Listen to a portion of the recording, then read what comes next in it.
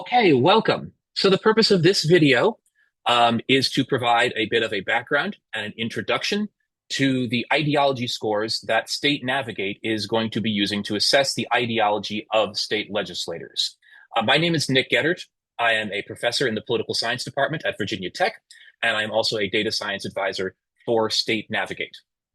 What I'm going to do is I'm going to provide just a couple big picture descriptions of this method.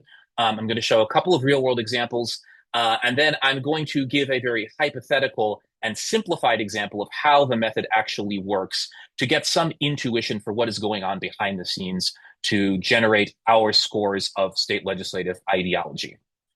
So the method that State Navigate uses, or this class of methods, is commonly referred to as nominate. This is a method that uses legislative roll call voting to estimate the ideology of state legislators. It was originally developed in the 1980s by two political science scholars named Howard Rosenthal and Keith Poole, and is largely and most commonly used to estimate the ideology of the United States Congress and the United States Senate. And it has been used in thousands of political science publications, which involve assessing the effects of ideology on congressional politics. So this method involves the use of a computer algorithm, and it takes the input of just roll call votes. So four big picture points that I want to make about the nominate class of methods. First of all, the data that this method uses is only roll call voting. So it's going to be estimating the ideology of legislators based only on their voting record. So the input that the method takes is simply a matrix of yeses and nos on potentially thousands of legislative roll call votes, where each legislator, again, is potentially voting on hundreds or thousands of different roll calls. But what is important here is that the algorithm does not have any other information about the legislators or the issues that are being voted on. It's completely agnostic as to, for instance, what are the substance of these bills, right? So that's the first point, right? So the inputs here are only a matrix of yeses or nos based on a whole thousands of roll call votes. The second point is, because of this, the scores that emerge, the ideology scores that emerge from this method, do not have any substantive inherent meaning, or at least the algorithm does not assign them substantive inherent meaning. And it is up to the user to interpret them and to give them substantive meaning. So again, the algorithm does not know anything about the backgrounds or the parties or the platforms of any of the legislators. It does not know anything about the subjects or the legislative history of any of these bills. And so the scores that are going to be estimated through Nominate are going to be an emergent property from the algorithm that does not have any particular ideological substance attached to it. So if you run Nominate on, for instance, the United States Senate, the current United States Senate, you'll probably find that, for instance, Ted Cruz and Josh Hawley have ideology scores that are on one extreme, right? And for instance, Elizabeth Warren and Bernie Sanders will have an ideology score on another extreme. And perhaps Susan Collins and Lisa Murkowski will fall somewhere in the middle, right? The algorithm itself is not saying anything about what these particular extremes represent in terms of substantive issues. And yet, if we have a little bit of background and information about United States politics, we can bring that background, or we can actually look at the substance of the bills that were involved in incorporating these estimates to develop what should the substantive interpretations of this be. Right? And for the most part, Nominate yields ideology estimates that in the big picture are quite intuitive to people who follow American politics, right?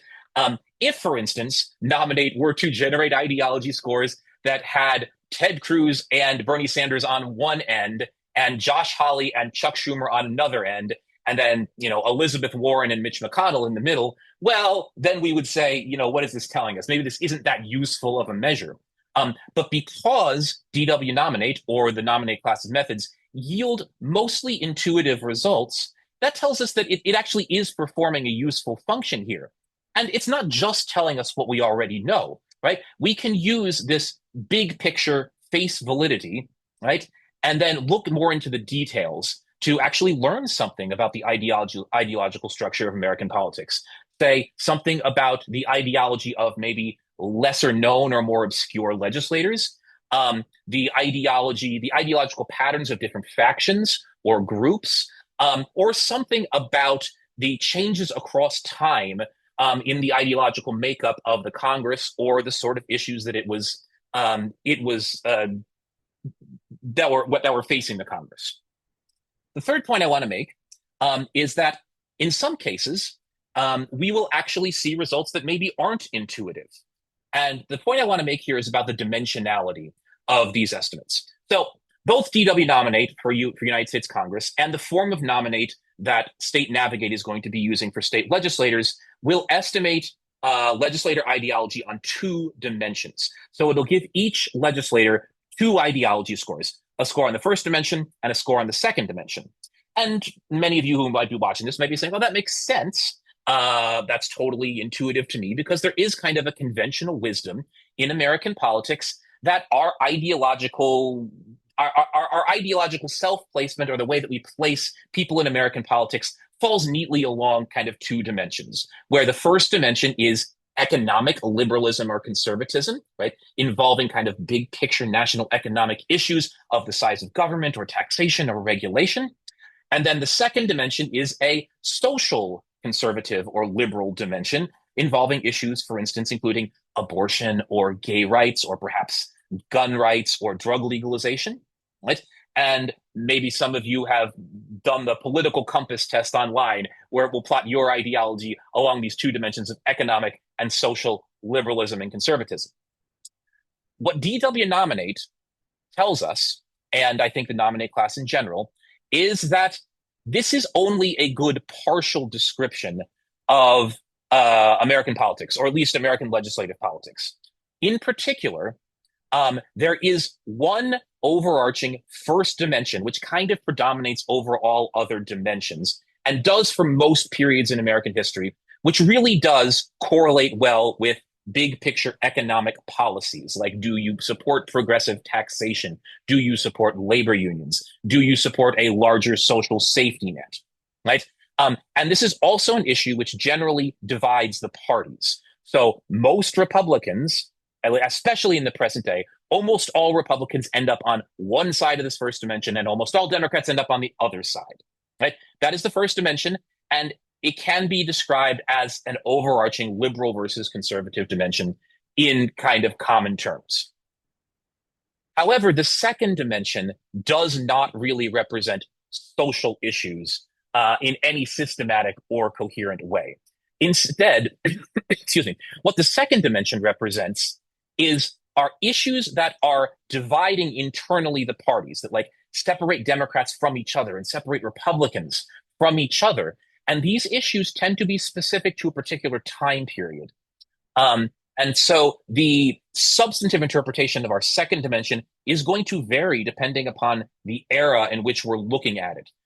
So, for example, in the mid-19th century, the second dimension correlated heavily with views on the expansion of slavery. So in the 1830s through the 1850s, this was a major issue that divided Democrats, the Jacksonian Democrats, between North and South, and it also divided the Whig Party between Northern Whigs and Southern Whigs, right? But of course, this was not an issue 100 years later. Instead, 100 years later, the second dimension correlates very highly with views about civil rights. And this was an era in, say, the 1940s, the 1950s, and the 1960s, in which Democrats were divided between, largely speaking, integrationist Northern Democrats and segregationist Southern Democrats. Right? But there are also periods in American history where the second dimension represents something which might be a little bit more obscure to our sort of contemporary understanding of American politics. So, for instance, in the late 19th century, the second dimension largely represents a debate about hard versus soft currency. In the modern era, the second dimension is a little bit difficult, at least in terms of U.S. Congress. It is a little bit difficult to interpret, but it seems to represent mostly an establishment versus anti-establishment dimension that might correlate somewhat strongly with defense policy, sort of internationalism and defense spending. And also, if we look at the second dimension as State Navigate releases ideological estimates from state to state, the second dimension might represent something completely different in one state than it does in another. Right? So again, there is an overarching first dimension which DW-NOMINATE uncovers and is highly correlated with like big scale economic issues. The second dimension is more specific to a time and place and isn't really highly correlated with what we might now consider social issues.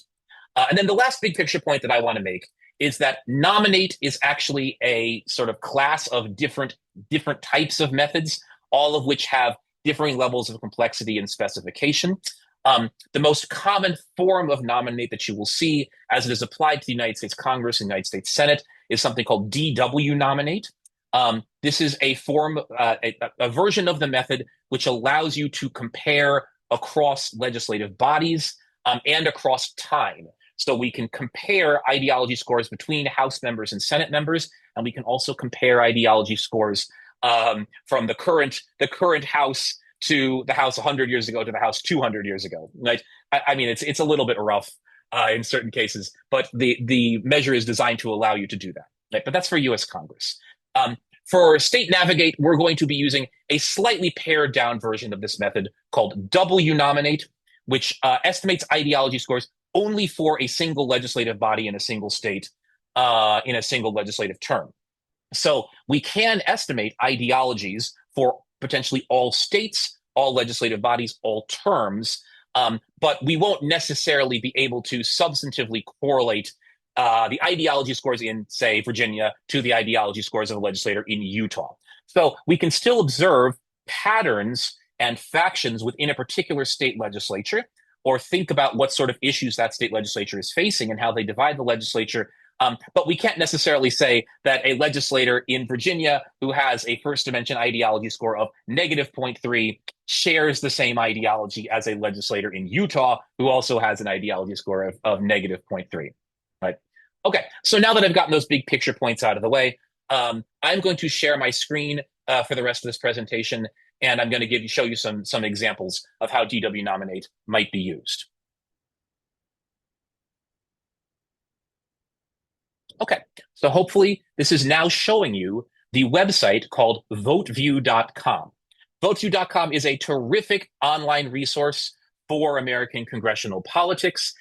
It is really the depository of legislative votes that is responsible for keeping up to date the DW-NOMINATE scores of members of the House and Senate. And it allows you to search for any bill throughout the entire history of the United States Congress, any senator, any House member throughout the United States Congress, and get lots of information about their legislative history and their legislative ideology.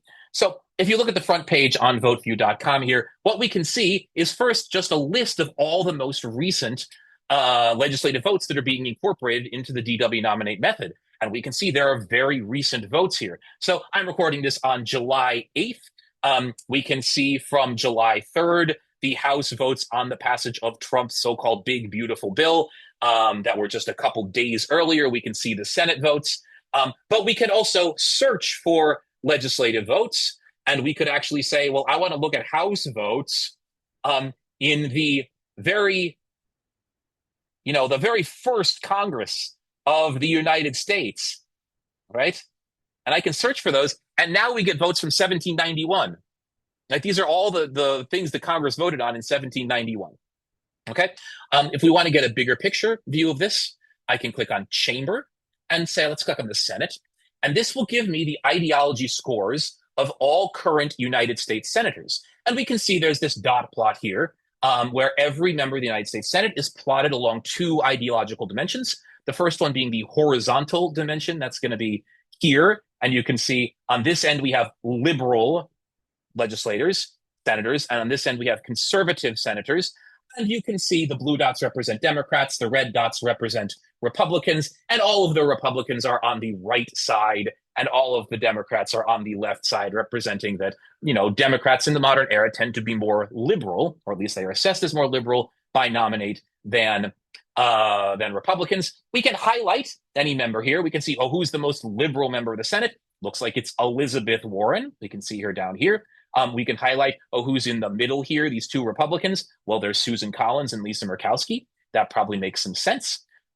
Or, for instance, I could click on any particular senator. Let's scroll down here. And in Virginia, I'm represented by Mark Warner and Tim Kaine. Let's click on one of my senators here, Tim Kaine, and I can see some background on Tim Kaine. I can see how his ideology is being assessed on the first dimension. It says he is more liberal than 61% of the Senate, but more conservative than 86% of the Democrats. So he is to the left of center, but he is relatively moderate relative to most Democrats. And then, of course, we can also see a list of every bill that he's voted on while he's been in the United States Senate. What else could we do? I could click on party here, and this is going to give me an historical overview of the history of American parties. This is the average first dimensional ideology score of the Republicans. I'm tracking that line here, that red line here, throughout the history of the Republican Party, and the Democrats throughout the history of the Democratic Party. I don't think I mentioned this, but all of these scores are scaled from -1 to 1, where 0 kind of represents a moderate position. 1 is going to represent, at least on the first dimension, an extreme conservative position, and -1 is going to represent an extreme liberal position. So we can see today the average Republican has a median ideology score of about +0.5, the average Democrat -0.37. But one thing you can also observe is that there has been a significant amount of polarization over the last 50 years. In particular, Republicans have, at least according to this estimate, become much more conservative, going from an average ideology of 0.25 in the around 1970 to, again, 0.51 in the current day. But what else? We could look at particular votes. So, for instance, a very, vote within the last year. This is a vote on the nomination of Pete Hegseth to be Secretary of Defense. This ended up being tied in the United States Senate. It was 50-50, with only a couple of Republicans voting against it, and ultimately J.D. Vance, the vice president, casting the tie-breaking vote in favor of his confirmation. And we can see here a map of the states of the Senate. You can see how every senator voted. Both the Virginia senators I can see here voted against it. They're Democrats. But for instance, in Kentucky, Mitch McConnell voted against it, but Rand Paul voted in favor of it. If we scroll down a little bit, we can see how this relates to the ideological structure of the U.S. Senate. So the yay votes here are all shaded in a darker shade. So the dark red is Republican yay votes. Nay votes are represented by a lighter shade. So all these light blue are Democratic nay votes. And then the light red or the pink are Republican nay votes. So unsurprisingly, we have these two Republican nay votes. Again, they are Collins and Murkowski. We already saw they are scored as the two most moderate members of the United States Senate. But we do have one surprise here, right? That surprise perhaps is Mitch McConnell, who, despite being a fairly conservative Republican, voted against this nomination. One other important thing we see in this graph is this line here, right? This is the cut line of the bill. So W-NOMINATE doesn't just estimate an ideology score for all legislators. It also estimates the cut line of every bill. This is essentially a prediction about how we expect senators to vote on this bill. It's the prediction that W-NOMINATE makes about how senators will vote. So what this line is saying is that W-NOMINATE expected all of the senators to the left to vote no, and all of the senators to the right to vote yes. And we can see it did pretty well. We can see down at the bottom of here, proportion of votes correctly classified, 99%. It correctly classified 99% of senators. Of course, the one that it classified wrong was Mitch McConnell, right? We can also look at this sort of chart, both the map and the ideological graph and the cut angle for any bill throughout American history. So one very important one, say the 1964 Civil Rights Act, right? This is the big civil rights legislation that was passed during the Lyndon Johnson administration. It was supported by almost all Republicans and all Northern and Western Democrats, but it was opposed by Southern Democrats. And you can see that in the map. The only senators voting nay on this were all of these Southern Democrats represented by the light blue.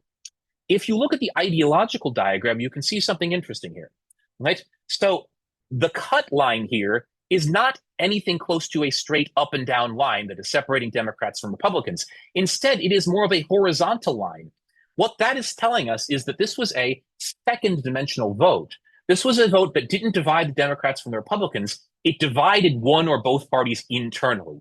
And you can see that, right? So all of these nay votes are Southern Democrats. If I highlight these nay votes, you can see they are members from Virginia, Mississippi, Louisiana, North Carolina, Florida, South Carolina, Arkansas, etc. These are conservative Southern Democrats. And on the first dimension, they are more conservative than the Northern Democrats for the most part. They're kind of in the middle here. But where they really differentiate themselves from the Northern Democrats is on this second dimension. They're way up at the top on this second dimension. So this is a case where this was an era where the second dimension represents, for the most part, views on civil rights, not views on big economic issues, and where the big separation is between the Southern Democrats and kind of everyone else. Okay, I finally want to turn to one example from our website. That's going to be State Navigate. Right, so I'm just going to click on the State Navigate homepage here. So we are adding states one at a time. We don't have that many states up right now. But for instance, I will click on South Carolina, which is one of the states we do have. And first of all, you can see a map of all of the districts, the state legislative districts in South Carolina. You can click on any of these districts and get more information about the district and its representative. Or we can scroll down here to roll call votes. And we can see, just like on Vote View, we can see a list of all of the roll call votes that were cast in the current term of the South Carolina State Legislature. And then if we go back, we can click on legislative ideology.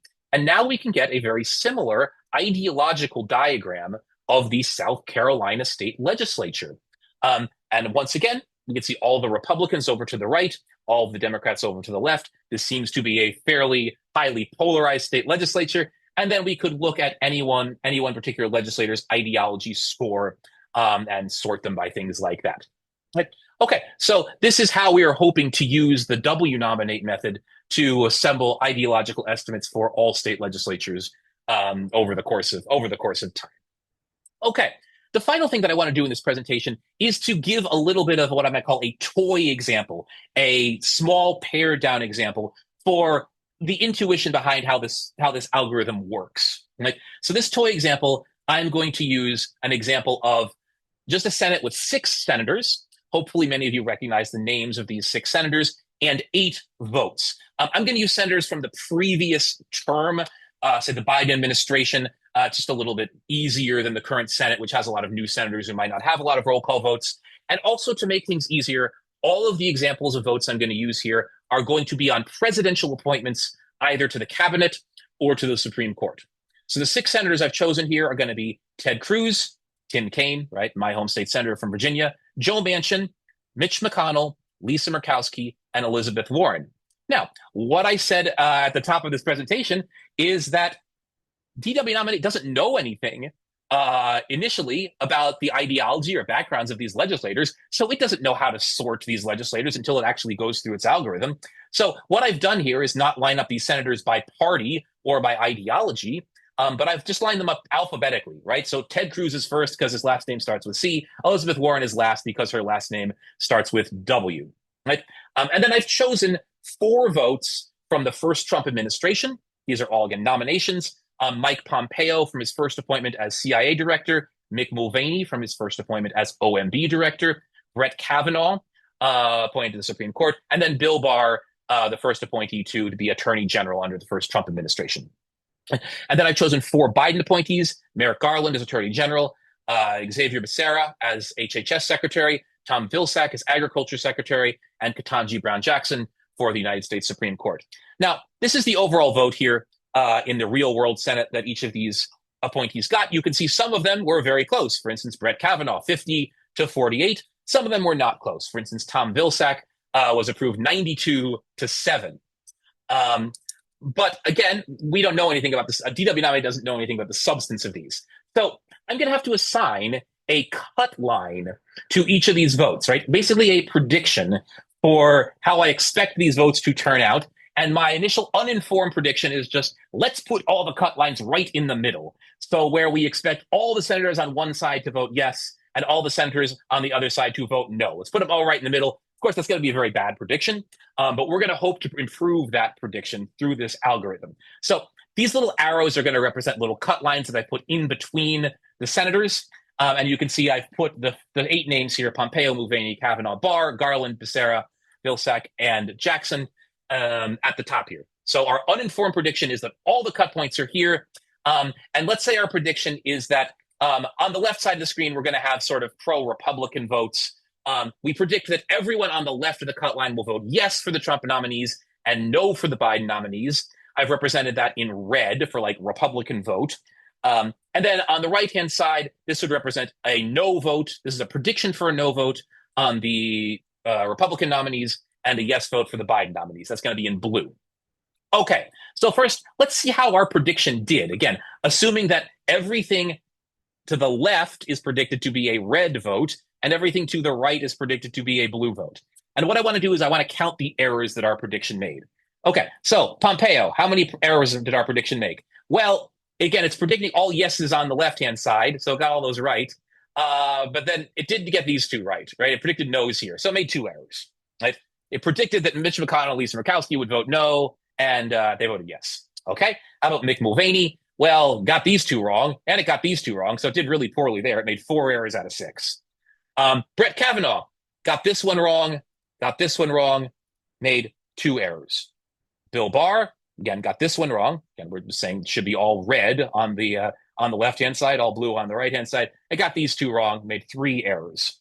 Then moving on to the Biden appointees, well, here it made 2 errors. Again, now we're predicting that the right-hand side should be yeses and the left-hand side should be no's. Made 2 errors. Becerra, well, didn't do very well. Made 4 errors. Vilsack didn't do very well. Made 2 errors. Predicted 2 yeses or predicted 2 no's when they're actually yeses. And then finally, for Ketanji Brown Jackson, it made, well, it looks like 1, 2, 3 errors. So what do we have here? Let me just make sure we have 1, 2, 3, 4, 5, 6, 7, 8, 9, 10, 11, 12, 13, 14, 15, 16, 17, 18, 19, 20, 21, 22. 22 errors. This prediction made 22 errors out of 48 possible votes. That's not great. That's almost half of the votes it predicted incorrectly, but maybe we should not be surprised by that, given that this was a completely uninformed prediction. So what can we do to improve our prediction? Well, what we could do is we could just try to make changes to our ordering. We could either make a change by moving the position of a senator to the left or the right, or we could move the position of a cut point to the left or the right. So what is one easy fix that we could do that would reduce our errors? So our goal here is to reduce our errors to 0 so we're making a perfect prediction through our combination of cut points and legislative positioning. Well, here we see Pompeo actually got the support of 6 legislators, and the only one that opposed him was the legislator, Warren, who was all the way to the right here. So one thing we could do is we could move Pompeo here. Right? So let's remove Pompeo from here and put him over there. Right? Well, this has reduced us to 0 errors, because now we're predicting that everyone to the left is going to vote yes and everyone to the right is going to vote no. And if our line is here, well, now we got them all right. Similarly, we could do the same thing with Merrick Garland, but on the opposite side. Well, what if we move Merrick Garland's appointment over to here? It's so small. Merrick Garland over to here. Well, okay, let's move it. And now we have a perfect prediction. We've reduced our errors to 0, right? Okay, can we make perfect predictions by moving anyone else? Well, it doesn't really look like it. Nevertheless, we've reduced our errors from 22 to 18. That's progress. What else could we do? Well, maybe Tim Kaine. Looks like he has a lot of blue over here. Maybe we should move him to the left. So let's take Tim Kaine and move him from here to here. All right. Delete that column. Oh, looks like we caused sorry, let's insert the cut cells instead of pasting it. Right, okay. And so now we still have all our cut points here, but now we're predicting that Tim Kaine will actually vote no on all of the nominees except for Pompeo. Right? So now we only have, let's see. So now we still have three errors here. We've reduced our errors on this to one. We've reduced our errors on this to two. We've reduced our errors on this to three. We've reduced our errors on this to one. And we've reduced our errors on Ketanji Brown Jackson to two. All right, so now we've gone down from 22 errors to 12. We're definitely making progress. Can we move anyone else? Well, let's see. Maybe Mitch McConnell. Maybe we should move Mitch McConnell. He should be over to the right, or to move him, over to this side of Joe Manchin. Right. So let's insert Mitch McConnell over here. Well, now let's see. So Pompeo is still 0 errors. We now have only 2 errors for this one. We have, actually 0 errors here. We still have 1 error here. We have still 2 errors here. We have, looks like still 2 errors. Let's see, Vilsack. Oh, we could actually, I see. Okay. Well, we still have 1 error there, but we could do something about that. Right? And then Ketanji Brown Jackson, we've reduced this to 1 error. Oh, we're down to 7 errors. But I forgot about Vilsack. Hey, we could actually move Vilsack over to here. Let's put Vilsack at the Garland cut point and remove him from here. And now this is only going to change our prediction for Vilsack. We have 0 errors. All right. Well, let's look at our 6 remaining errors. What do we have wrong? Mick Mulvaney, we're incorrectly predicting Murkowski and Manchin. Okay. Bill Barr, we are incorrectly predicting Murkowski. Becerra, we are incorrectly predicting Murkowski and Manchin. And then Ketanji Brown Jackson, we are incorrectly predicting Manchin. Well, let's move Lisa Murkowski. It seems like a lot of our estimates involve Lisa Murkowski. Let's move Lisa Murkowski to the more conservative end of Joe Manchin here. And now what do we end up with? Well, now we only have 1 error for Mulvaney. That's good. We have 0 errors for Bill Barr. We still have 1 error for Kavanaugh. I'm sorry. Because Lisa Murkowski voted no. So we've actually introduced a new error, right? So our movement reduced some errors, actually increased our errors somewhat. So we've added an extra error there. So maybe that's not great. We've reduced our errors here to 1, and we still have 1 error here, but can we do something about that? We could move the Ketanji Brown cut point. So let's actually put something in here. Let's put KBJ here. Remove her from here. And now, if we look at this, for Ketanji Brown Jackson, yep, all of our no's are on one side and all of our yeses are on the other side. Hey, okay, so now we only have 3 errors left. What can we do? Well, we could move another cut point, right? So you can see Joe Manchin is predicted to vote yes on Mick Mulvaney, but he actually voted no. But if we move the Mulvaney cut point to here, let's give it a little arrow. We have now eliminated this error. We're down to 2 errors. Anything else that we could do? Well, yes, we could do the same thing for Becerra, right? So Becerra, Manchin was predicted to vote no, but he actually voted yes. We could move the Becerra cut point. And now we have 0 errors. We've reduced our errors from the uninformed estimate of 22 all the way down to 1. We still have 1 error left. That's on Brett Kavanaugh's vote. Here, our estimate of the Kavanaugh appointment predicted that Lisa Murkowski would vote yes, right? So it predicts that everyone on this side would vote yes and everyone on this side would vote no. Okay, so maybe we could move Kavanaugh from here to here. We could do that, right? And the problem is we still have an error. We've changed the error, right? So now it's predicting that Joe Manchin would vote no when he actually voted yes. So we have the same number of errors. So our model is going to be a little bit agnostic as to where Kavanaugh should actually be. What could we do? We could actually move Joe Manchin. We could flip Joe Manchin to Lisa Murkowski. That would resolve our errors here, or it could potentially resolve our errors here. But then we'd have other errors. Now we'd have errors for Mick Mulvaney. Now we'd have errors for Xavier Becerra. So that flip would resolve that one error, but it would introduce more additional errors. So no matter what you do, you can't actually reduce your errors down to zero. So just like we saw in the Pete Hegseth nomination vote, the prediction there was 99%.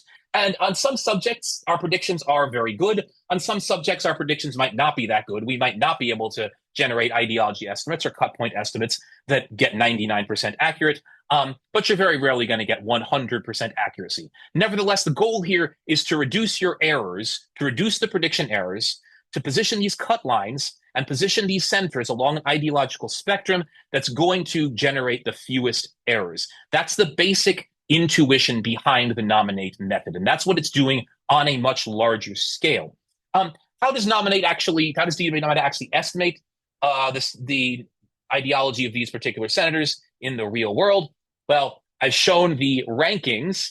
So the real world DW-Nominate estimate, at least when I recorded this spreadsheet, was that Ted Cruz had a positive 0.833. That's extremely conservative. That makes him the 97th most liberal senator, almost the most conservative senator.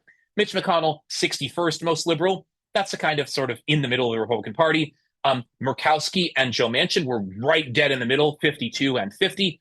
Tim Kaine, we already saw, he's kind of on the moderate edge of the Democratic Party. And then we already saw Elizabeth Warren is estimated indeed as the most liberal senator in the United States Senate. Okay, so we've done really well here. We only have one error out of 48 possible votes. And it seems like we've done a really good job just putting all of these senators on a straight line, estimating them on one ideological dimension. Why do we need two dimensions?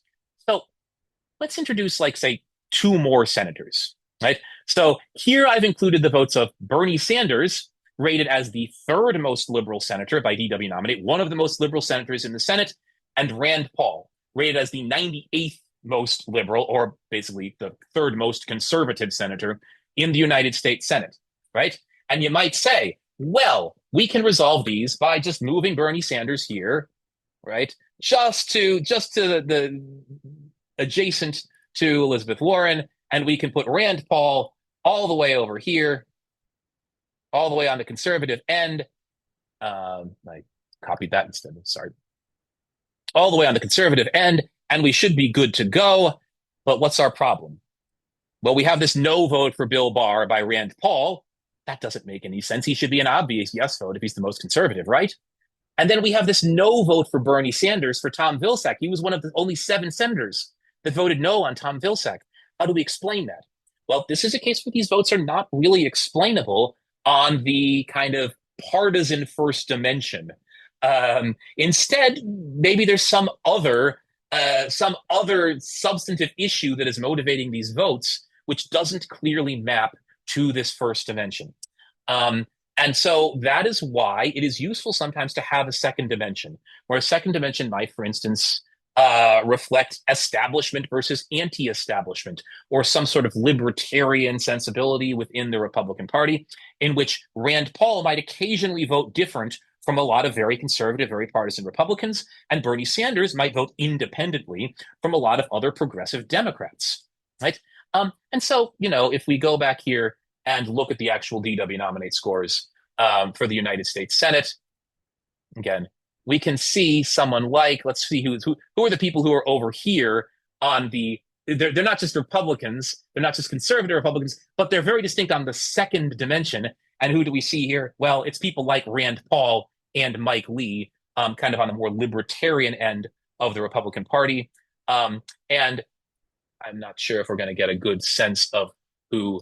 So on the similarly, kind of, if we look at Bernie Sanders also scores, kind of similar on the second dimension to Rand Paul on the second dimension. So, right, you have sort of very establishment Democrats like Elisa Slotkin and some of these members here who are on the top of the second dimension, maybe establishment Republicans who are on the top of this first dimension, and then less establishment Republicans and Democrats on the second dimension.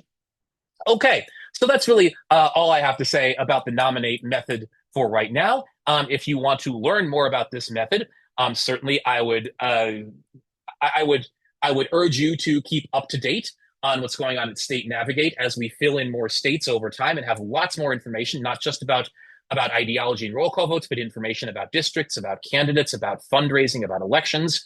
And also, again, that VoteView website is a terrific resource. If you're looking for a more scholarly resource on DW-Nominate in particular, the book by the original creators of DW-Nominate, Howard Rosenthal and Keith Poole, called Ideology in Congress, is a great, though somewhat technical resource. So with that, I will sign off and I will urge you to keep following State Navigate.